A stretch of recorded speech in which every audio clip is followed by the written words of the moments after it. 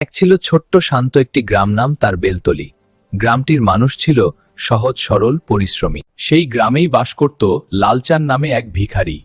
লালচানের পরনে ছিল পুরনো আর মুখ ভরা দাড়ি, কিন্তু তার চোখে ছিল অদ্ভুত এক কোমলতা, যেন জীবনের সব কষ্ট সয়ে নিতে শিখে গেছে।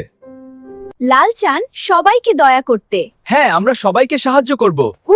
ঠিক আছে, চল। তাই গ্রামের মানুষ লালচানকে সবাই বেশি বেশি ভালোবাসতো।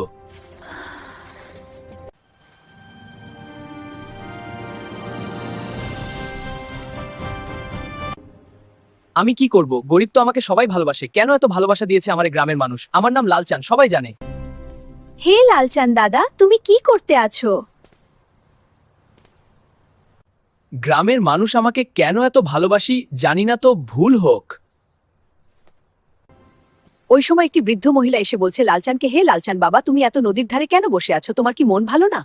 আমি আর কি করব, গ্রামের সবাই আমাকে মনে প্রাণে ভালোবাসে, কিন্তু বাঁচতে পারবো না। আমরা তো আছি তোমার পাশে। এটা কেন করেছো আমার জন্য? আমরা যে তোমাকে বাবা লালচান তোমাকে বহুত ভালোবাসি, তার কারণে ঘরটি বানিয়েছি। দেখো কি সুন্দর ঘরে প্রবেশ করবে। আমি তো এসব কিছু চাই না, আমি চাই শুধু আপনাদের কাছে প্রাণ ভিক্ষা। আমি কবে মরতে চাই সেটা। মরার কথা শুনে পৃথিবীতে এরকম হয়ে গেল, বৃষ্টি ঝড় তুফান এসে গেল, বাবা লাল চাঁদের সাথে পড়তে লাগলো বৃষ্টি। কিন্তু গ্রামের মানুষের ভয় খেয়ে গেল, এরকম বৃষ্টি কেন হলো? বাবা লাল সন্তু ছেড়ে চলে যাও না, আমাদের ছেড়ে যাও। কিন্তু গ্রামের মানুষের ভয় খেয়ে গেল, এরকম বৃষ্টি কেন হলো? বাবা লাল সন্তু ছেড়ে চলে যাও না, আমাদের ছেড়ে যাও। জানতো না যে গ্রামের মানুষের এক বৃদ্ধা মহিলা জানাতো লালচাঁদ আরো 500 বছরের থাকবে বলে সে আমাদের সাথে দেবে। বাবা লালচাঁদ কে ছিল সে জানতো না যে একটি ধার্মিক ছিল। তার বাবা বলে দিল ধার্মিক ছিল, সে কোনোদিনও মিথ্যা কথা বলতো না। লালচাঁদের প্রার্থনা করি। গ্রাম দেখি একটু পরিবর্তন হয়নি, আগের মতোই আছে। গ্রাম আমাকে এত ভালোবাসে, তারা নিজে। লালচাঁদের জয় হোক। আমাদের লালচান আমাদের গ্রামে থাকবে বলছে না, 65 বছর পরেও আমরা দেখতে আছি লালচান আমাদের সাথেই আছে।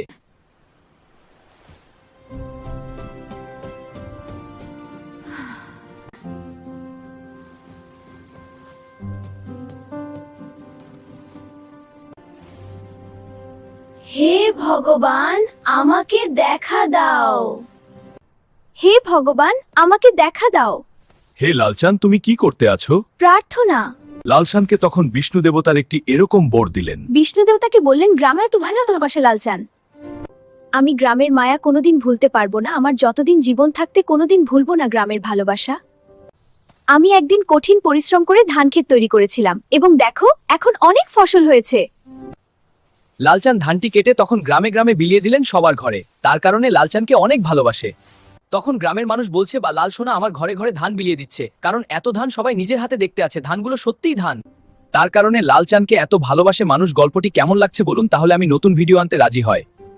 গল্পটি শুনলে যদি ভালো লাগে তাহলে আমার চ্যানেলটিকে সাবস্ক্রাইব করে না করে যাবেন না। আমি নতুন নতুন ভিডিও আপনাদের মাঝে উপহার হিসেবে দেবো, আর আপনাদেরকে কাহিনী শোনাবো। এই চ্যানেলটির নাম হয়েছে কি জানো? শোনিতপুর কার্টুন।